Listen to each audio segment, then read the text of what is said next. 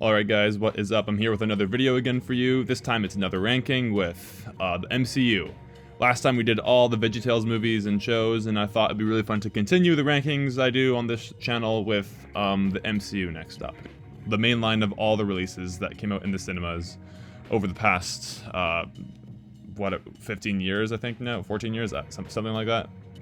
So, I love these movies so much, and there's lots of differing quality in each of them, and some strengths and some weaknesses in all of them, so I thought it'd be kind of fun to go through all of them and yeah, honestly, just have a good chat in the comments of seeing which one we think is the best.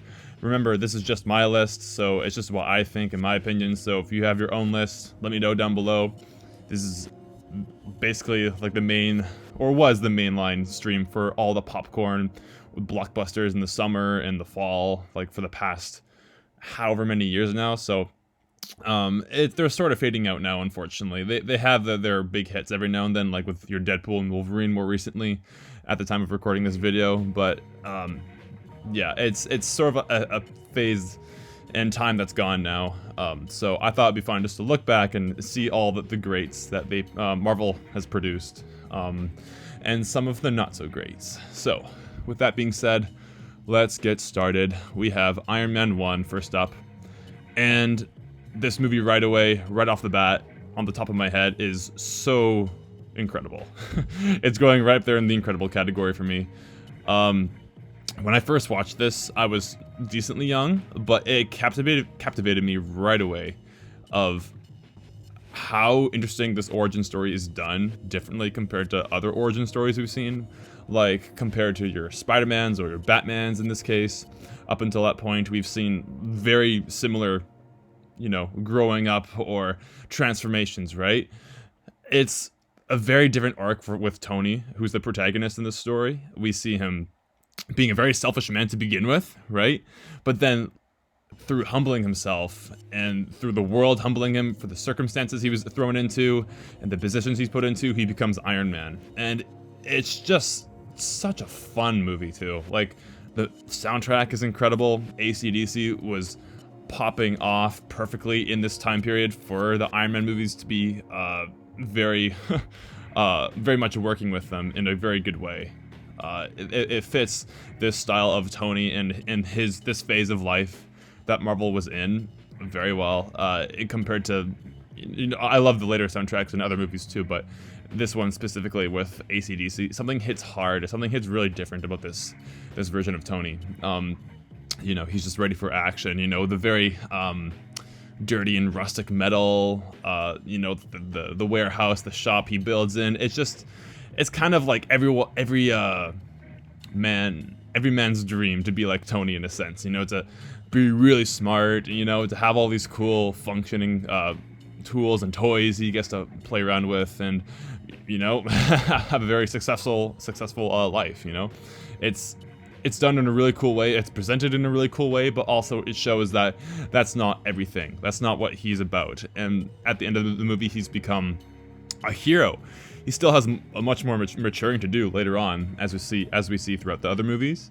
But so far, Iron Man 1 was a great kickoff. It was awesome for what it was and what it still is. It still holds up so well with the effects, the story, everything. It's one of my favorite MCU movies. I love Iron Man.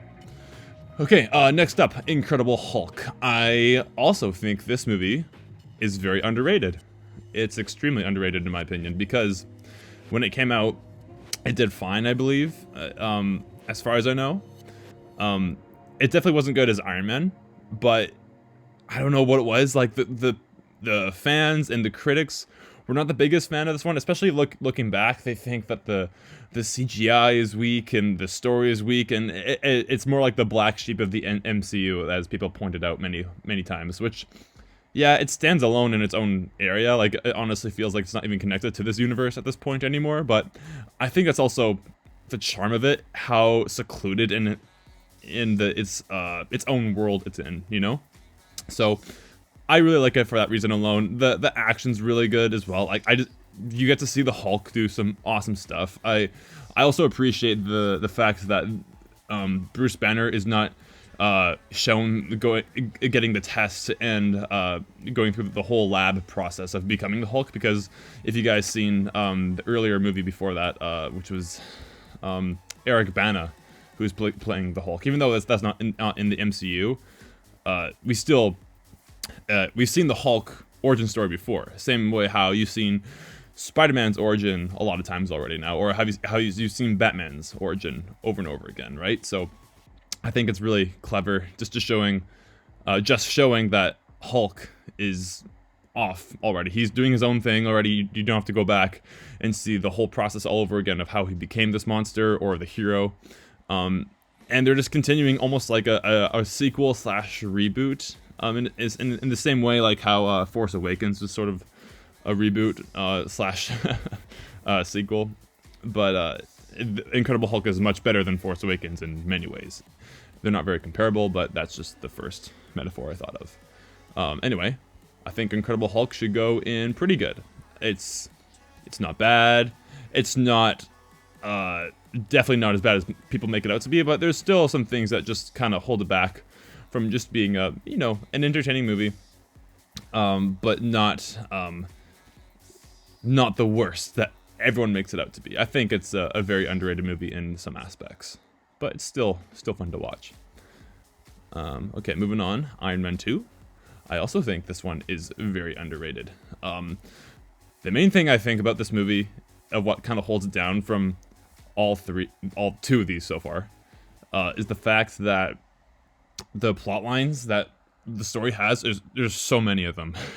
It's hard to keep track, and it's hard for you to get invested in all of them. So just for that reason alone, Iron Man 2 is a bit weighed down just by the fact that there's so much going on.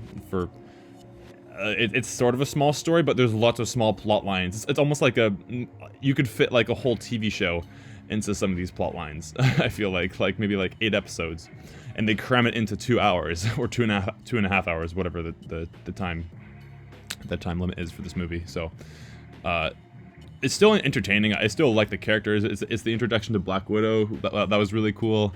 It's a fun movie. I don't know. It's kind of the same category as the Hulk. It's still underrated, but it's entertaining. But there's not like some standout moments that I can always want to go back to. It's a fun movie to turn on if you want to see some older MCU movies. So I would still probably put it behind Incredible Hulk. It's not bad. I really don't think it's that bad. Just because the charismatic lead of Robert Downey Jr. as Tony, and also Don Cheadle now, who plays Rhodey at this point. All these actors are very likable, and they carry the movie for me. For me personally, they carry it all the way. The villain is a bit lacking, though, I will say, in this. I think his technology is cool and what he can do is fascinating, but it's not really. I'm talking about Whiplash specifically, not what's his name? I'm forgetting his name right now. Not the arms dealer, not the Sam Rockwell's character. That's who it is. I can't remember the character's name right now. But I really like Sam Rockwell's character. He's so funny. He's so entertaining. But Whiplash overall, though, is a little underwhelming as far as the character point goes. So anyway, that's what I think about Iron Man 2 in a nutshell. I could talk way longer about these movies, but I want to keep this video somewhat short if I can, compared to the 2.5 hour video I made about VeggieTales. So moving on, we got Thor. I also think that this one is also very underrated. I love the first Thor movie, honestly. I feel like lots of people are just really giving this movie a bad service because they think lots of the humor's cringe, or the tropes are very non-original, or like there's lots of things people find fault with this movie. For me, I think those faults are not faults. I think they're actual really good strengths. This is Chris Hemsworth first appearance as Thor, and he's sold the performance ever since. Like, he's much more of a serious gravitas character this time around. The first viewing, and I love his character arc he goes on. It's so good with all the the aspects of bringing humanity to him and not being so selfish and haughty, basically, in this point. He's very much similar to how Iron Man was in some areas. Like, the execution is very different, but in some areas, both heroes have to go on a journey where they are really kind of selfish to begin with, and they go on a really good journey in their first appearances. And it's just really sad to think that later on in Phase 4 down the line, it kind of all gets undone from that. I think, I mean, we'll get to we'll get to Thor: Love and Thunder later on, but man, the first Thor movie is honestly so good. I like this one a lot. It's very simple. It's fun too. All these movies have such a fun vibe to them, so I'm gonna put it right in the really good category. I like Thor a lot. All Phase 1, honestly, is very underrated in some aspects. I know everyone loves Iron Man. I'm one of them, but the ones that came after it, I think, are quite underrated. Next up, Captain America: First Avenger. Really love this one as well. You really can't go wrong. This is Cap's first outing. Chris Evans nails this character so well, and it's been kind of funny to see him do other stuff since Captain America, because he keeps getting cast as other characters who are not like Captain America. So it's funny to see how the full circle comes around, because he started out as these characters in the early 2000s as like very brash, jock-like characters, and then he came around full circle to being back to a jock and sort of a bratty character later on. So it's funny how casting happens like that. But anyway, the first movie itself, though, The First Avenger, is quite good. I kind of toss it up between Thor. It's really good, but I think I might put it ahead of Thor just because I think some of the emotions hit a bit better. I like the whole dynamic between Steve and Peggy much more than Thor and Jane. Jane's fine as a character, like Natalie Portman does fine for what she's given, but it's not almost like a tragedy, like how it is in Captain America at the end when Red Skull's teleported away and Steve has to crash the plane. It plays like full on like a tragedy, and it hits you emotionally pretty well. And also even just the ending, like everyone talks about this ending so much, and there's a reason why. It's so bittersweet.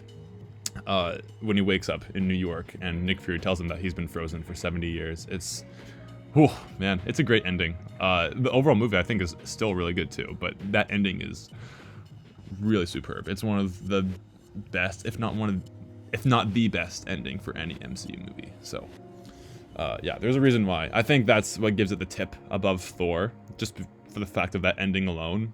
But as far as the actual pacing and the structure of the story as well, both Thor and Captain America are very similar of what I find enjoyment in. Both very likable leads, and this is sort of what established the main trio of the actors and the characters we love in the MCU, that being Iron Man, Thor, and Captain America, who are just incredible heroes like that people got to grow up with for many years, especially if you're young. All right, here we go. Avengers, the first one. Avengers Assemble is not the official title of it, but that's how I differentiate this Avengers movie from all the others that came later. So, or even just call it the first Avengers movie. That doesn't really matter. But Avengers Assemble is, I think, what the first trademark name it was going for. But then later on, it just dropped the Assemble and just became the Avengers. But anyway, the movie itself is amazing. There's not really much to say that's not been said already. It's great. It's so funny to see where Marvel would take this, these not the plot lines, but how they would take these tropes and almost like the beats of how the Avengers movies played out, and they would sprinkle that all over in Phase 2, and even much more so in Phase 3. But man, yeah, Phase 2 hits a lot of that, like that same kind of, Marvel humor. That's what everyone always thinks of when they think of like those quippiness jokes that pop out of like Tony's mouth or Thor's mouth, whatever it is, right? Like That's all from Joss Whedon, who has become quite the figure since then. But man, he knew how to write good jokes, and it worked so well that every single movie, not just in the Marvel Cinematic Universe, but so many movies just in blockbuster format overall, has been trying to copy the Avengers format. And I think that's really saying something, just for what it does on that standpoint of just the humor alone. The quips is so fascinating of where they went later on. This was like sort of the beginning of that, and Robert Downey Jr. as Iron Man like nails all of it, and it's like he was born to play this kind of character that says all these things. But man, it's it's a great movie still overall. Even just aside from the jokes, the characters working together is everything you want to see. It's never been done before at that point, and it'll go down in history as many other movies will. So I think it probably has to go the incredible category. I think it's do I like it more than Iron Man 1? I don't think so. I think Iron Man 1 is still better. As far as enjoyment standpoints, I enjoy them both equally, but if I had to say which one is better, in my opinion, I'd probably have to say the first Iron Man is still a bit tighter. But yeah, man, it's Avengers is a great movie.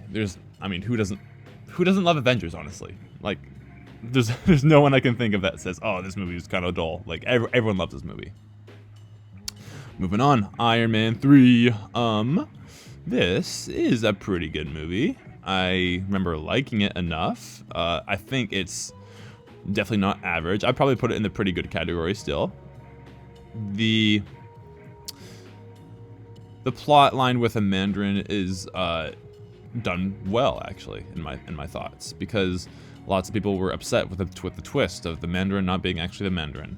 But I sort of take Cosmonaut Variety Hour's opinion. If you guys know who he is, he's very outspoken that how much he likes Iron Man 3 and how he doesn't mind the twist if it betters the story, which I take the same stance on. I believe if you change source material and do it for a good reason and it pays off, then I see no reason to dislike that. Iron Man 3 was just talked about for so long just because of that Mandarin twist. And would it be cool to get the actual Mandarin? Sure, but honestly, I'm not upset with what we got at the end. It was still a good time. This kind of fits more into your more average Marvel movie catalog. Like, it doesn't stand out compared to lots of other really good ones, but it's a good time. Like, I can totally watch it if it's on in the background at a friend's house. I would like go straight to the couch and watch it because it's an entertaining movie. It's, Robert Downey's back in the role, and he always nails it as usual. So I would put this in the pretty good category. I think it has to go. Ooh, do I like it more than Iron Man 2 or not? I think I like Iron Man 2 actually a bit more. That might be more of a hot take for me, but I like Iron Man 2 a bit more just because Sam Rockwell as the villain is so good. He's awesome. Thor: The Dark World. Okay. This one, you guys are gonna say I'm all I am is just an MCU defender. I definitely don't think Dark World is as bad as everyone makes it out to be.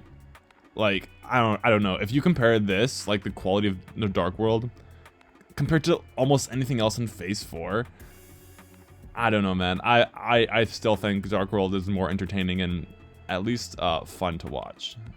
There are some scenes that are not fun. There's like lots of scenes with just the humans in London just doing their own thing with like Kat Dennings and whatever plotline she was doing with Natalie Portman. It was I don't care for it as much.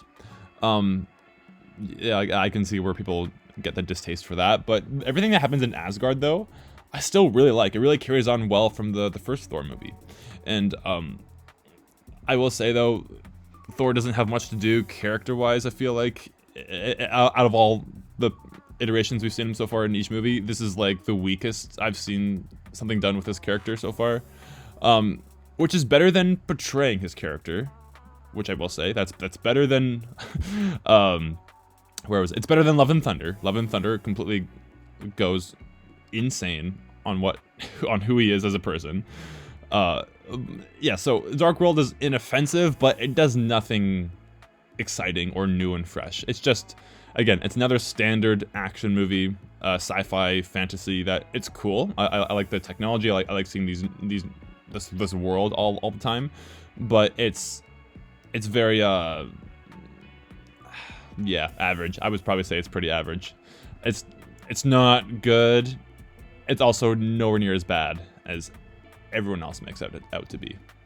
Because there are some cool redeeming elements that I think are fine. Like Tom Hiddleston as Loki just steals the show. Everyone talks about Loki in this one. This is Loki's movie, if you ask me.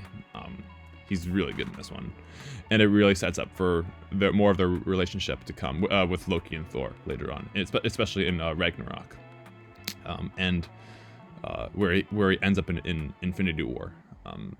It's great. It's really good seeing those building blocks between them. So I guess I'll take back what I said about Thor progressing as a character with his brother aspect with Loki. That he does change, and he does want to see the best in Loki, which I like. He's always tried to believe the best in him. So I would probably say that's the best part about Thor's character. Other than that, it's pretty static. There's not a whole lot going on for him, and the plot is whatever. It doesn't matter. It's a cool introduction to the Reality Stone, but I feel like there's other ways you could have made this a lot better, unfortunately. But it's still not bad. I don't think it's bad. To be clear, I just, there's a lot more missed opportunities, I think. Yeah, I think those are my thoughts. Captain America, the Winter Soldier. This movie is so good. I want to put it in the incredible list, but I have to make sure I know where it comes. Is it before or after Iron Man? Well, I'm going to talk about it first, and then I'll evaluate it as I talk about it. So, Winter Soldier is so good. The movie Winter Soldier, also the character Winter Soldier is fantastic. But, man, this is... I'm a sucker for spy thrillers and espionage action movies, like your Jason Bournes, your Mission Impossible stuff. It's just, this is right up my alley. Some people don't like that for this fact, because it's like, oh, they're trying to force it in to make it into the MCU formula. I think it's really cool because, especially at this point in time, they were really experimenting with different kind of genres they were doing in this timeline for the MCU. So you have, you know, your big space fantasies with Thor, right? You have your fun, grungy flyaway movies with Iron Man, and then you also got your spy thrillers with Captain America. You know, you have your you have almost your monster movie with Hulk, like the Universal monster movies, like your Frankenstein. It's like it's a tragedy in a sense, right? So you have all these different genres, and Captain America: Winter Soldier being one of them.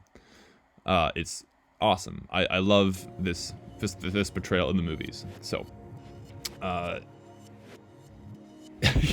don't know. Lots of people like this movie a lot, so I'm not going to go too much into it. All I'll say is I like it a lot. It's really good. I think it's probably going to go behind Iron Man and in front of Avengers. I think that's where I'm going to put it. Yeah, I'm really trying to keep my talking points short when I talk about these movies, but then sometimes I'll ramble on about some other ones like Thor: The Dark World. I think I'll probably be talking more about the ones I think are missed opportunities or not as great ones, because I have more to say on those ones rather than just the ones that are really good, because everyone has all said these points already about the good ones already. So I think that's why I'm not gonna go around for a long time on Captain America, for example. All I have to say though is it's incredible, and for all the points that people have made already, that's why I like it. But I want to keep this video short, so we're moving on. I want to keep it short as possible. Guardians of the Galaxy. This one is awesome. I don't think I would put this in my top 5 or the incredible list. I think it's really good though. Lots of people really have this as like their #1 favorite, or in their top 5 at least. I like Guardians a lot though. Like everything they cracked down with this formula is perfect. James Gunn was just perfect for this kind of story. And what I think is also really impressive too is that for this kind of movie, it's not like Avengers. Even though it's an assembling group of these like random people you don't even know. Like if you're just the average guy on the street who wants to see a fun superhero movie, you're most likely not going to know who the Guardians are. But this movie makes you so well established and makes you fall in love with these characters. Chances are you would know who maybe Iron Man were, or maybe even Captain America. So you have most likely some basis of understanding of who the Avengers are. But with Guardians, you have to go in almost blindfolded to the movie to actually know what you're getting into. But yeah, no, James Gunn hits it so well. He does a great job with this. And going back to what I like about this movie a lot too, I like how it's not done in the same format as Avengers. It's not done in your Joss Whedon humor. It's done in a very different kind of way, because both Avengers and Guardians they're known, like they fall under this catalog or this genre of Marvel being, oh, it's a funny, goofy movie with characters you like who punch stuff. It's more than that. I think, even though yes, they do technically fall in that catalog or that genre of movies that have quippy superheroes, they're done so differently. They are done very differently, which I like a lot. James Gunn humor is so different than Joss Whedon's humor, who does the Avengers. James Gunn's humor will have lots of like just dry, like long take, one shot, static camera, just holding on these characters, just doing one thing. Lots more improv, it feels like, actually. I think that's the word that comes to my head when I think of this kind of humor in Guardians. It's much more long-lasting, just dry jokes that just sit, and it makes it even more funny the longer you hang on these reactions or these shots of these characters doing what they're doing. Whereas Avengers, they have very quick cuts and quips and dialogue that like they go zip zip zip zip zip, and then like you have to catch all of it, and that's what makes it funny. Just the quick pacing for the Avengers kind of humor is very different, and I think it's fun to analyze what makes it different, but yet they're still both really good. So in that case, I still like Guardians as a whole. Overall, the story is great, the characters are great. I love the visuals of this movie actually a lot. The whole space aspect of it kind of starts blending more in with the cosmic side of Marvel, which is what they were really starting to dive into. I mean, after Avengers, they had the post-credit scene with Thanos, and ever since then they've been trying to build to it Infinity War.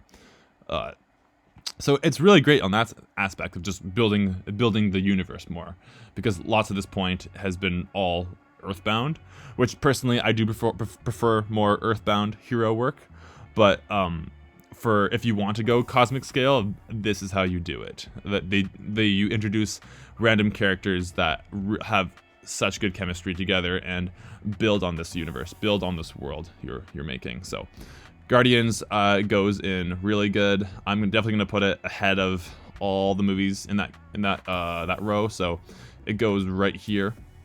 Yeah, better than Captain America, better than Thor. Even this poster looks so good too. This is one of my favorite Marvel posters. Look at that. It just looks amazing. It's so colorful. Those characters are so the blocking is done so well. You can see all what they're doing and the really cool action poses. And then the background is not convoluted with so much stuff going on. It's just a really cool glowy space atmosphere with planets and ships and stuff. It's perfect.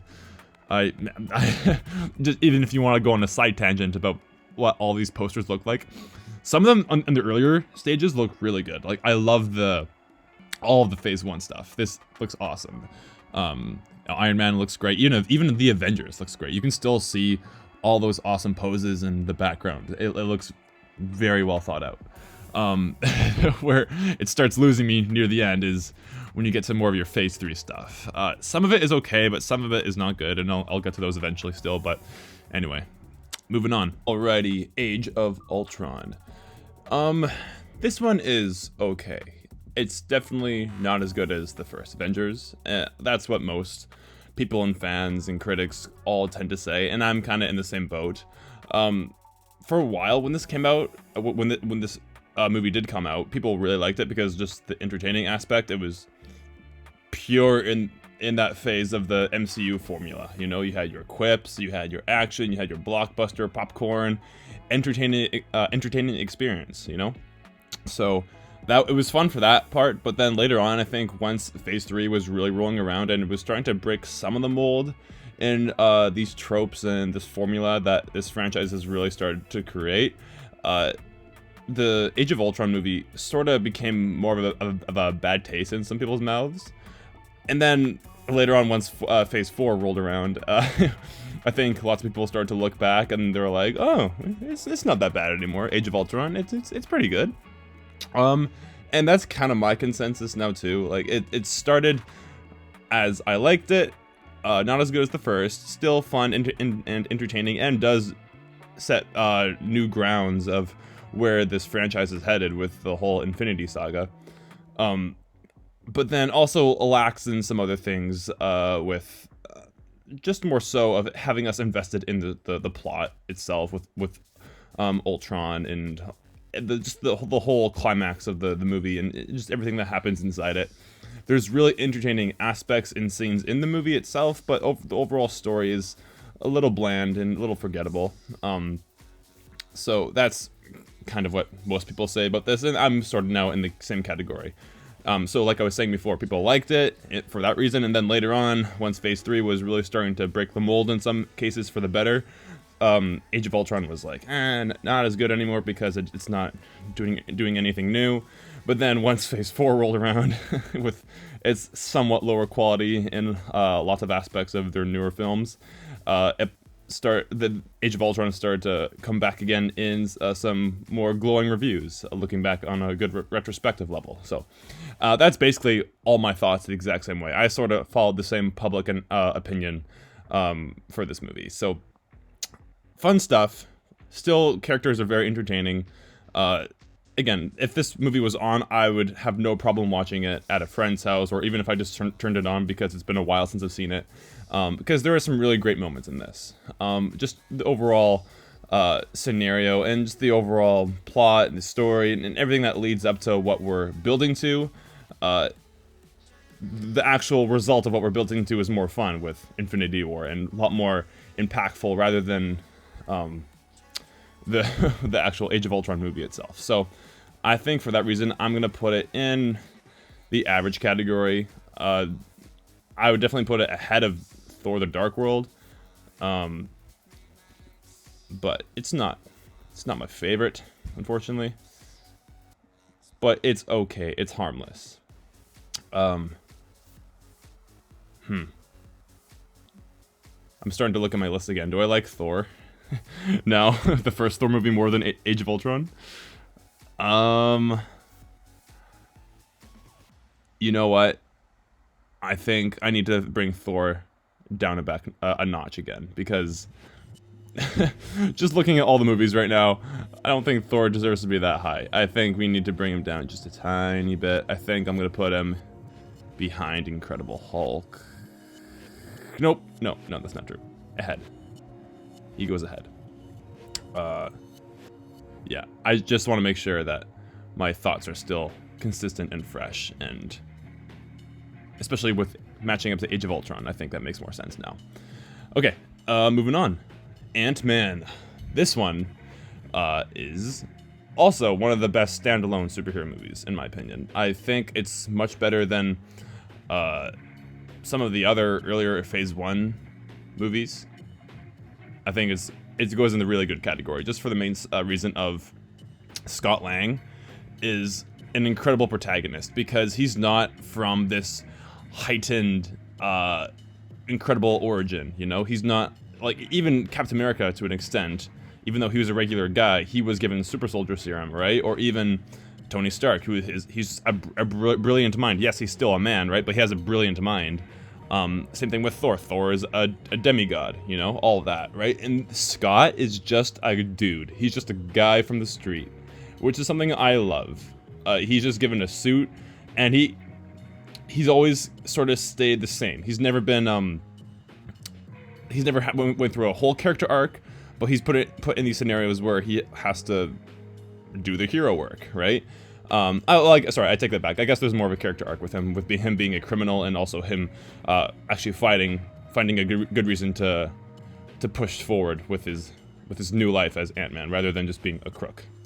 So yeah, sorry, I take that back about the character arc thing. He definitely does have a character arc. But the Ant-Man movie itself is also just so entertaining. It's so good. I think that Hank Pym, Michael Douglas, is probably my favorite character in that whole movie itself. His relationship with Scott and even Hope as well. The trio of them sort of planning this huge heist. It's just so great. The villain is so bland, though, unfortunately.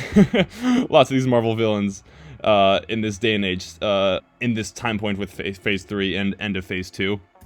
We're still suffering a lot from the bland villain treatment. I definitely don't think that they're awful. Some people really hate some of these villains. I don't hate them. I just think they could use much more work.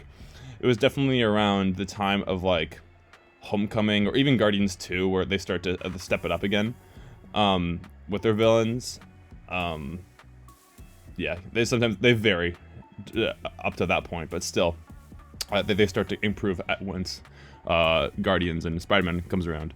But up till that point, it's all been very forgettable villains for a little while, which is unfortunate. And I think Ant-Man suffers from the same treatment of the villain, but it's really not the focus, though. The focus is on Ant-Man as the protagonist, rising to be this hero, and then also learning how to adjust to this new life. And he still remains the same dude at the end, right? He's still just a regular guy. He doesn't get upgraded to being on the Avengers team. Well, I mean, he helps the Avengers later on, but he's not, like, at least in this setting of the universe, he's not on the team at this point in time, right? He's still just a dude at this point, which is, I like the ground level part of that. Like I said, I much prefer ground level MCU more than cosmic, so that's also why I also like this a lot.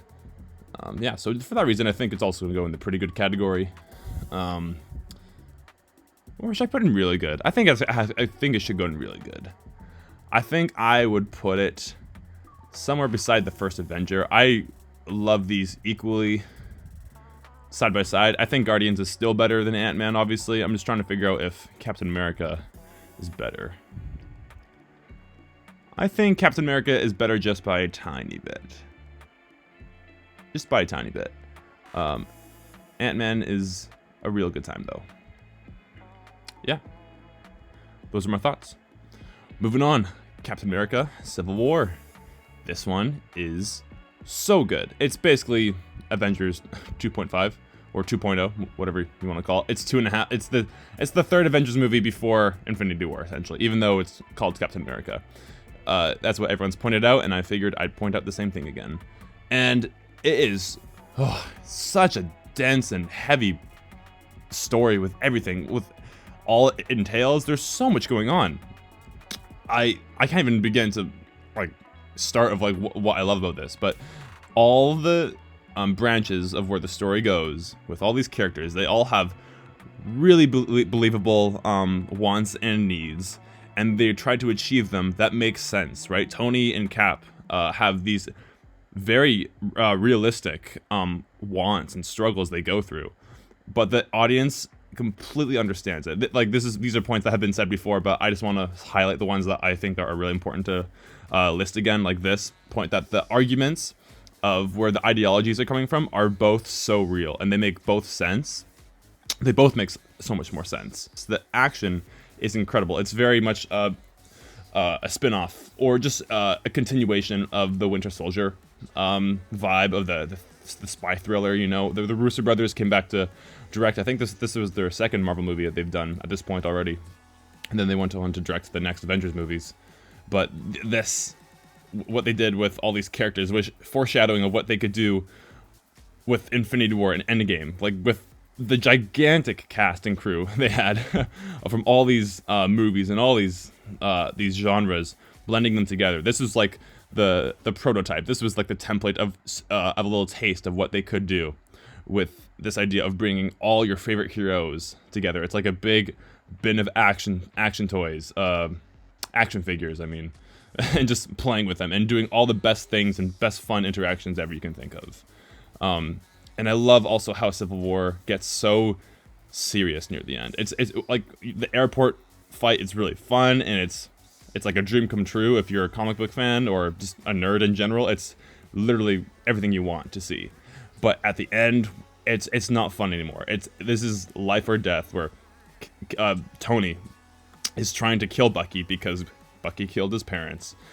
But Cap knows the truth of that, so Iron Man's also really angry at Steve. But then Steve is also trying to make sure that Bucky can get out alive and just basically disarm Iron Man. So you have so much different dynamics going on in that fight. So you have Tony, who doesn't really want to kill Cap, he just wants to push him out of the way. Cap is trying to hold down Tony, and then Bucky's just trying to escape, and Iron Man's just trying to kill Bucky. It's crazy dimensions of what the characters are feeling, and even just the way how the fight scene is choreographed and where it takes them in the end. It's not a happy ending at the end of the fight. It ends on a very somber note, and that leads a really good direction into where Cap is in Infinity War and later on Endgame as well. So I just love it for that reason alone, of how it leaves the Avengers basically broken. You know, it's a joke that they broke up like the Beatles, but it's true. It's like a band breaking up, and it's really sad. But you know it's necessary for the coming threat, which is Thanos. So yeah, really awesome movie. I also love the villain. Like I said, this is when Marvel tries to start stepping up their antagonists. So Zemo is such a great villain, just because he's just a normal dude, you know, kind of like in the same sense as Ant-Man, but he has a really good brain of how to trick these Avengers into fighting each other, which I think is such a really neat aspect, and we have not seen that up until that point, which is fantastic. So Civil War goes in incredible. I love this movie. I think I'm always debating if it goes in front of Winter Soldier or behind it, because it honestly really depends on my mood. If I like it, which one I like more. I think I gotta put it just a tiny bit behind. It really just depends on my mood, so I can't play this on a final note right now. So let's just say it goes a tiny bit behind Winter Soldier for now. Again, this fluctuates either way, either day I'm feeling, but the main point is that it's incredible. It's awesome. Okay, moving on. Doctor Strange. So this one I saw a little later. I didn't see it in theaters because when I was a bit younger, I was a teenager, and I really only wanted to see franchises or people I recognize. Like if it's a Civil War or Captain America, yes, I'm gonna go see that. I want to see that in theaters. Doctor Strange, it was a new one for me, and I wasn't really sure if I wanted to see it, so I kind of held off on a while, and I waited till it came out on streaming or on Blu-ray, and then later on I saw it at a friend's house, and I was blown away. Lots of people say that this is the best standalone superhero movie, like maybe like next to Iron Man, just for all the settings and ideas and the visuals that this movie relies on, and because I think it's still pretty common to say that this is the coolest visually looking MCU movie. I'm not sure if I would say it's the coolest visual. There's still some pretty good ones out there as well, but Doctor Strange is like definitely like top 3, top 2, like whatever it is. So I totally agree with everyone else that the visuals are amazing. I just don't know if it's my favorite looking MCU movie. Or even just, it's not even in my favorite category, honestly, but I still love it for the reason that you get an introduction to Strange, very much the same sort of origin story as Iron Man. You know, a cocky, really smart guy who gets, you know, humbled at the end and becomes a superhero with, all the shenanigans that an origin story has to offer. So, it's great. It's such a different kind of superhero movie, because you don't think of, even the name Doctor Strange doesn't necessarily, you don't think of superhero. You think maybe more like Superman, Batman, Spider-Man, whatever, like the most common ones, right? So I think just for that fact, it's really fun just to play with the idea of like, oh, this guy's kind of weird, you know, like magic being introduced. So like, what is this, you know? So even just the whole aspect of magic being introduced to the MCU was a really good pinpoint of where we were headed, because obviously We've been introduced to mythology and fantasy with Thor, and you have all your groundbreaking ground level plots placed on Earth, whether that's Spider-Man, Captain America, Iron Man, and all that. And then you also have your cosmic level with Guardians, right? So the fact that you can actually introduce magic and mysticism and wizardry is a really cool aspect of this universe that it's fun to be expanded on. I think if I had to rank just the genres of Marvel, I would probably say ground level stories are my favorite as number one. Number two, I would probably say fantasy with like the Thor movies. Three would be magic, like Doctor Strange, and then four would be more cosmic. If you want to know my ranking on that. But yeah, overall, Doctor Strange is a fun one. I don't think it's in the incredible category. I think I would probably put it in the really good category. Because as far as a standalone superhero movie, it's pretty much up there. I kind of follow the main consensus when it comes to this movie specifically. So I would think I would put it in front of Ant-Man, I think. Yeah, I think I would probably put it in front of Ant-Man. Yeah, we'll do that. I really like Captain America: First Avenger, though. That's staying quite high up there for me. Moving on, Guardians 2. This one, see, I'm always trying to figure out if I actually like this one more than the first one. This is always the case. Do you like the sequels or the originals or the first ones more?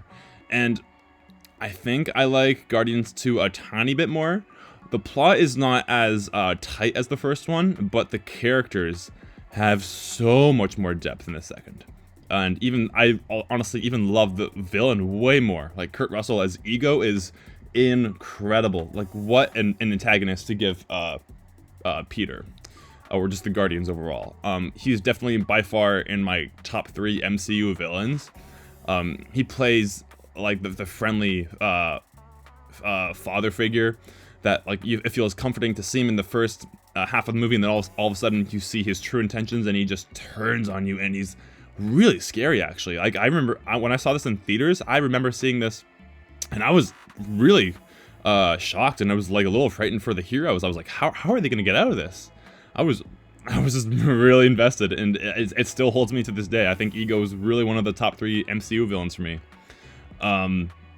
Yeah, so yeah, the movie itself though, Guardians 2, it feels a bit longer, and not in the good way. Some things can drag on, it feels like sometimes, just because there's a lot more going on with these characters. But in the same way though, the Guardians also have so much more depth to play with. You get to know so much more about Peter and Gamora's relationship. You get to see more about Drax, and also introducing Mantis.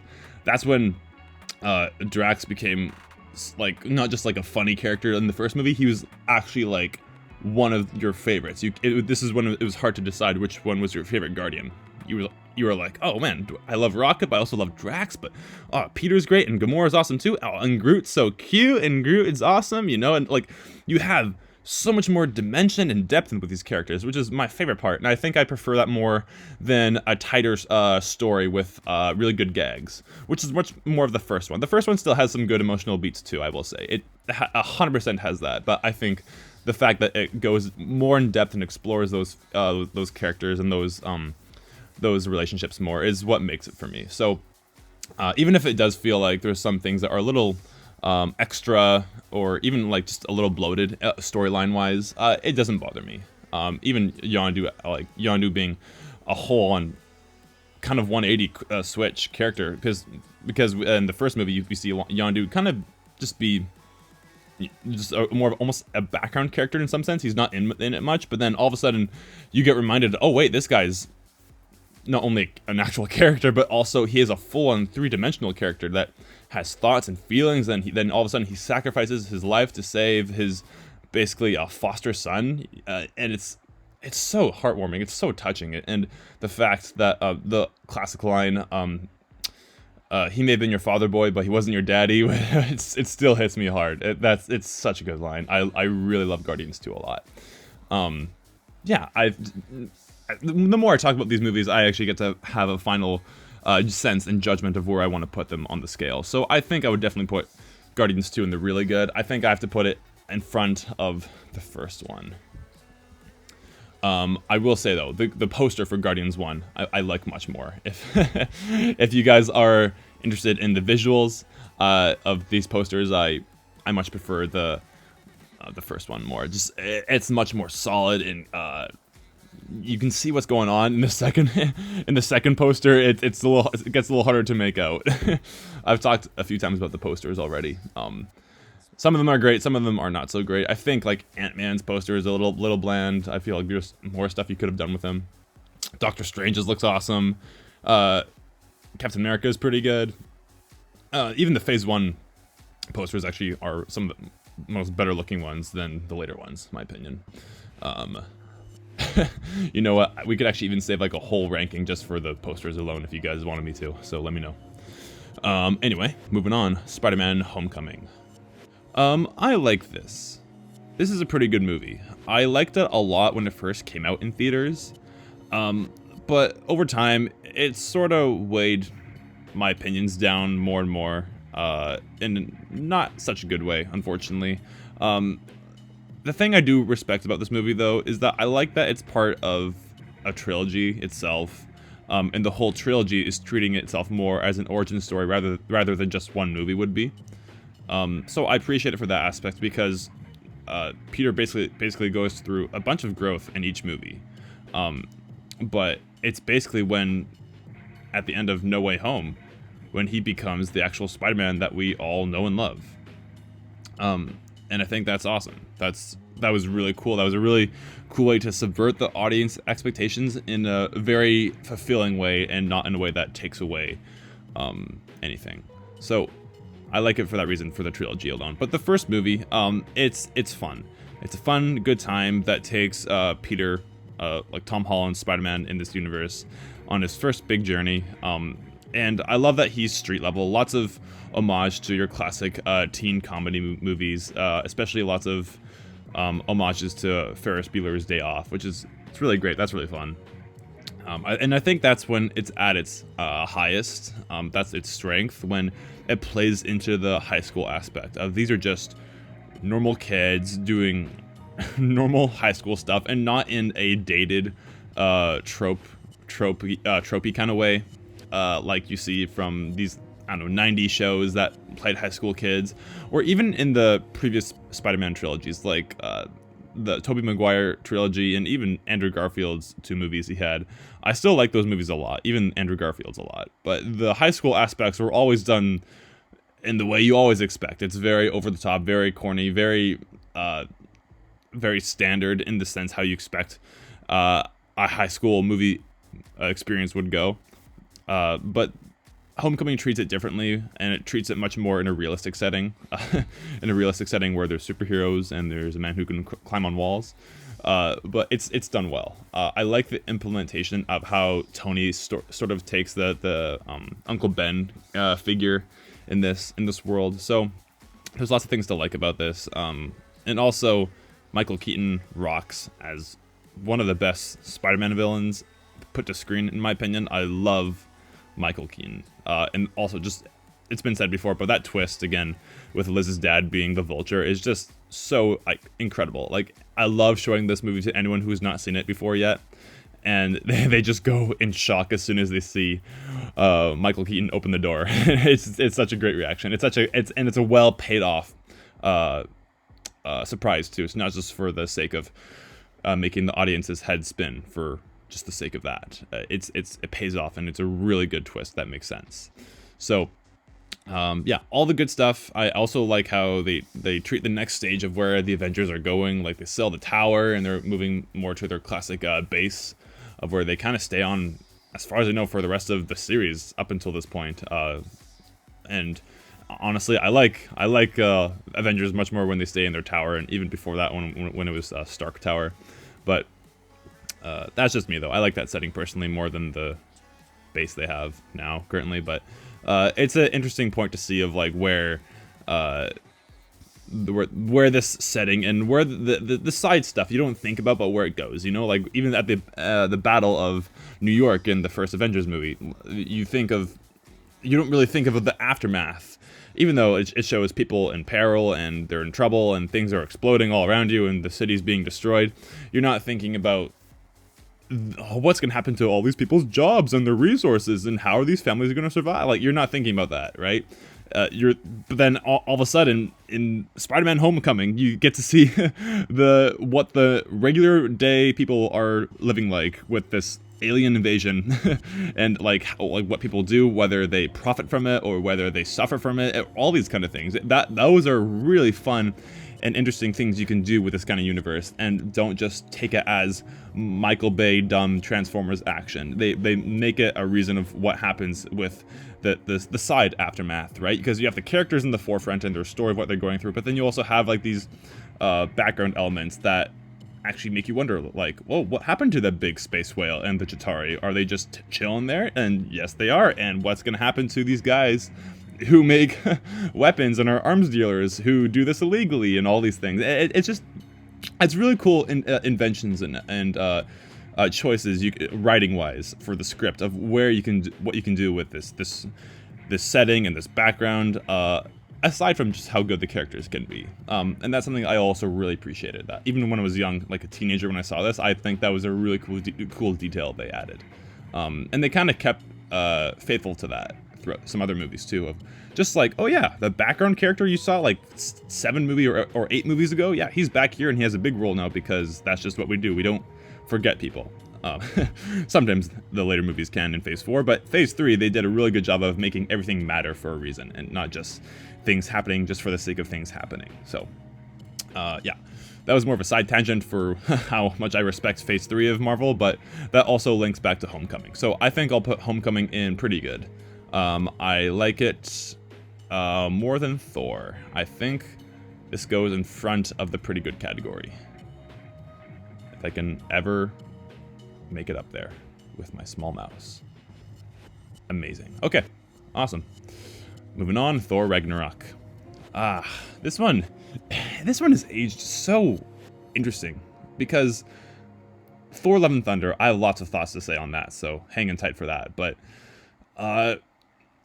this is just a huge change of pace, especially when it came out, because people who liked the first 2 Thor movies, who I talk to and who I hear about, tend to not like this movie as much because it sort of betrays the Shakespearean. I know that words get tossed around a lot when it's, the first 2 Thor movies, but it's kind of true. Like, everyone's much more like classic fantasy heroes, who speak very methodically, or just the way that everything's set out in those first 2 movies.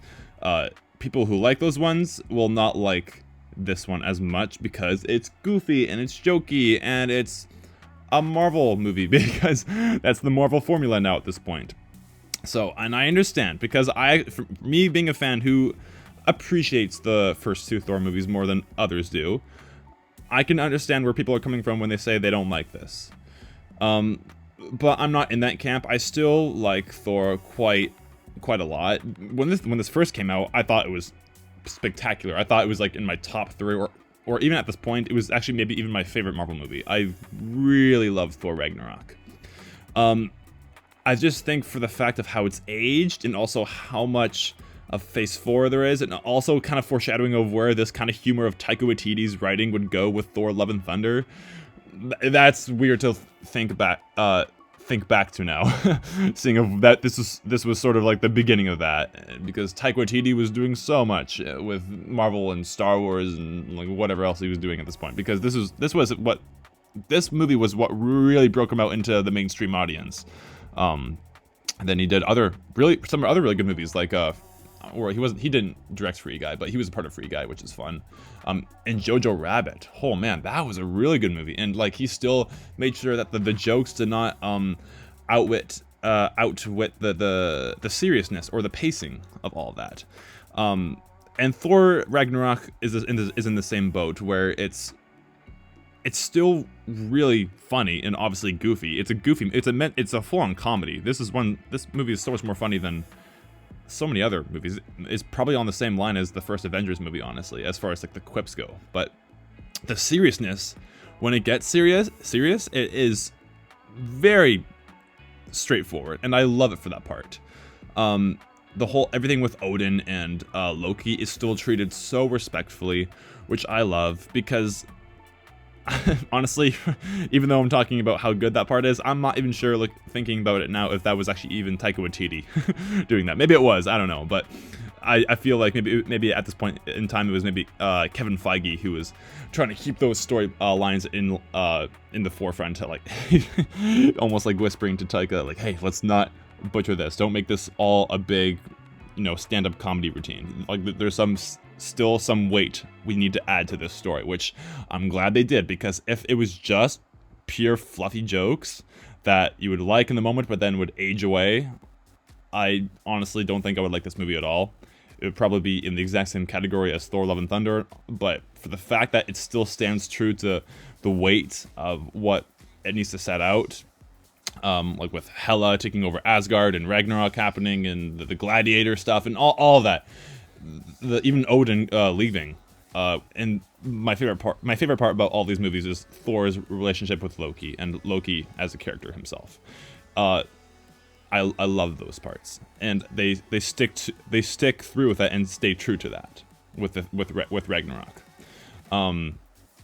So yeah, I like this movie a lot. I can understand the complaints of seeing where this kind of writing would go later on, but for what it is, I think it still ages pretty well, and it still treats its characters seriously. Chris Hemsworth was a star. He still is a star, obviously, but this is what made everyone love Thor, and it was perfect as a precursor going into Infinity War, like which much other movies were doing. Those movies were doing big stuff for the characters of what would happen in Infinity War and in Endgame. But man, yeah, I love this style of Thor where he's just like the pirate angel, with the cut hair, not much of a cape anymore. He's just, he's just more of a solo guy who doesn't have much of his armies with him.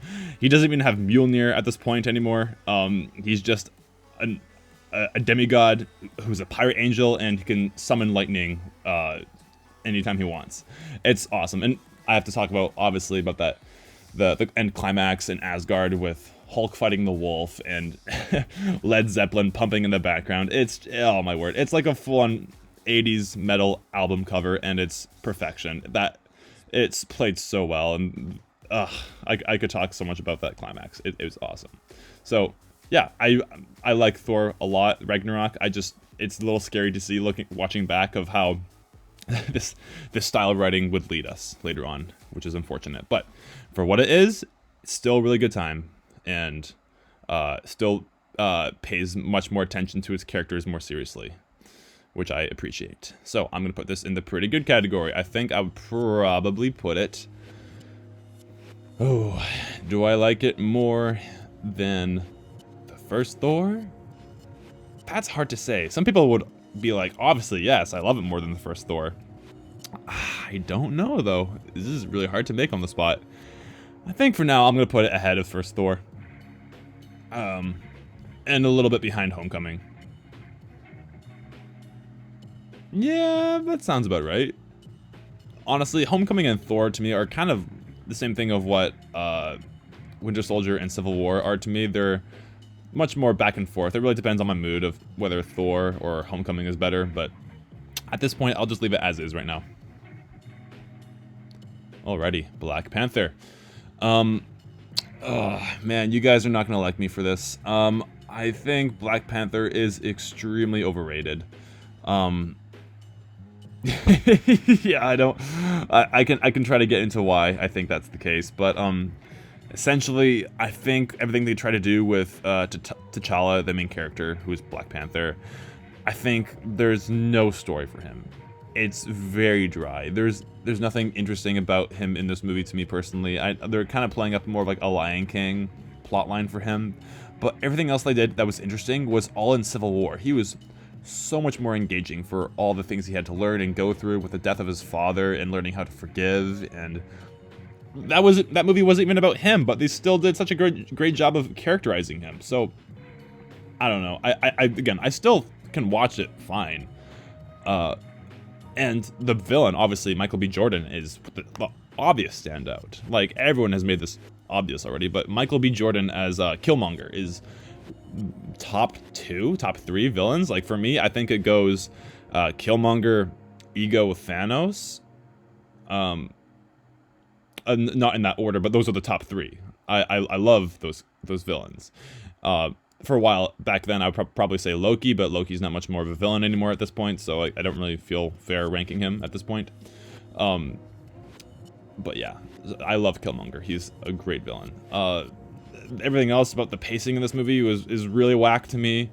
The CGI, I know that this is not a big complaint for some others, and it is for some other people too. And I'm kind of more in the camp where the CGI really takes me out. I'm not even talking about the climax at the end. Lots about this movie does not look good. It looks really rushed, and it takes away lots of these emotional moments of what I'm seeing visually.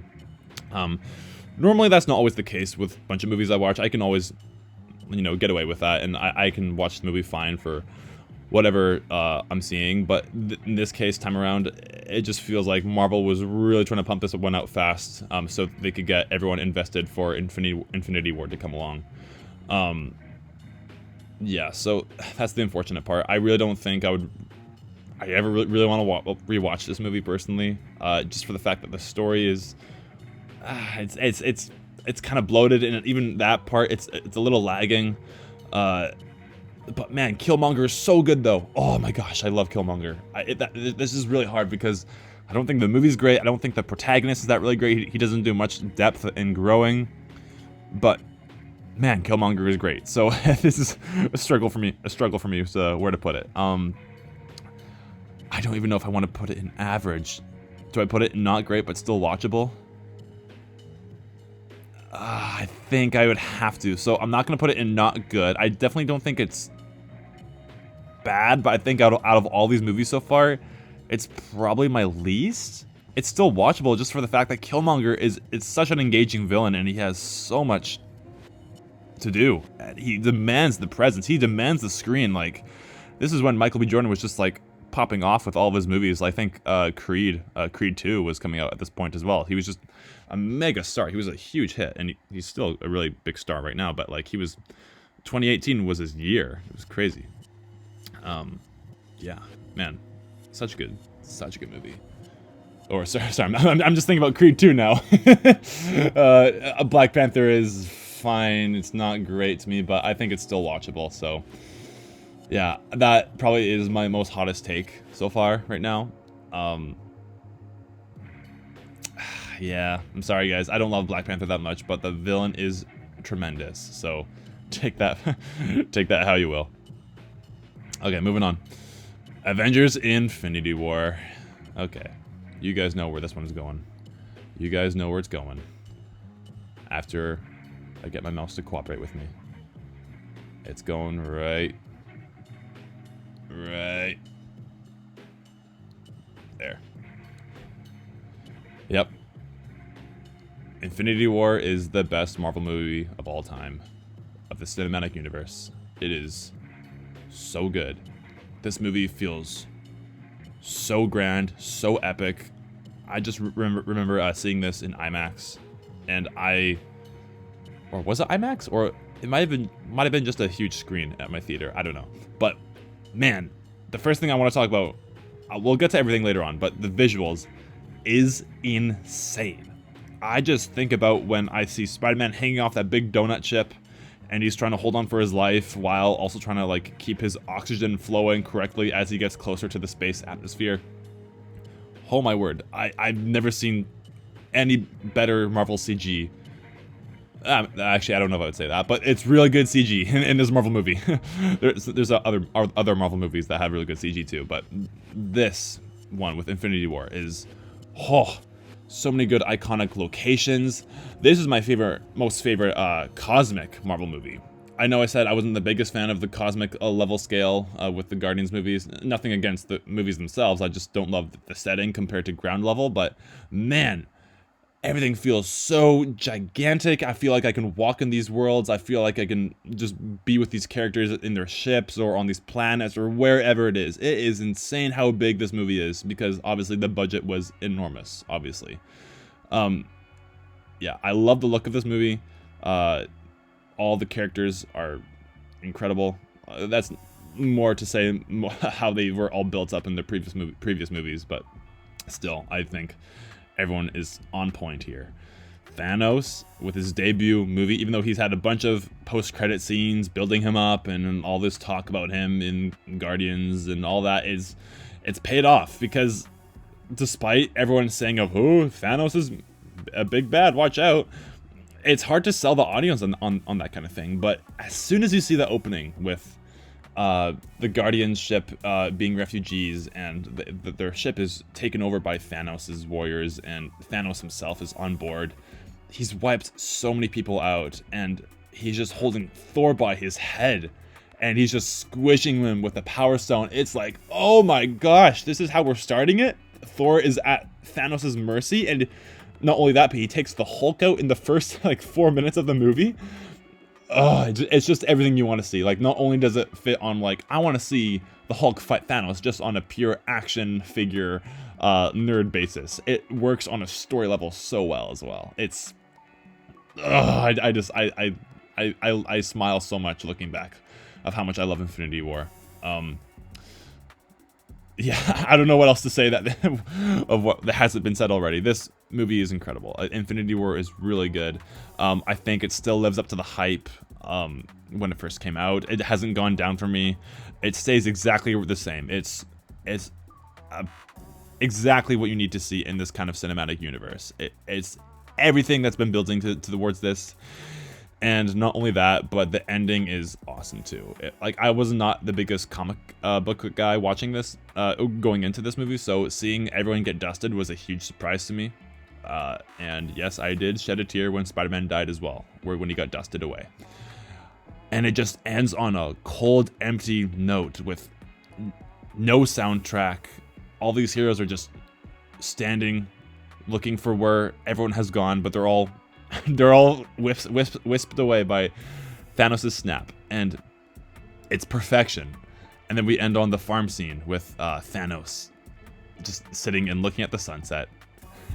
It's with Alan Silvestri's score as a haunting violin, just setting the note properly of how this movie ends.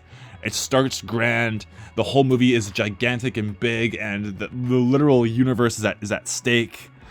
And then we just end on a quiet farm with Thanos smiling. It's incredible. Guys, I love Infinity War so much. It's so good. Yeah, and that's not a surprise because everyone loves this movie, and I love it too. So, yep, that's all I have to say. I could break down each scene of why I love it, but we'd be here for another 3 hours. So, with that being said, let's move on. Infinity War is awesome.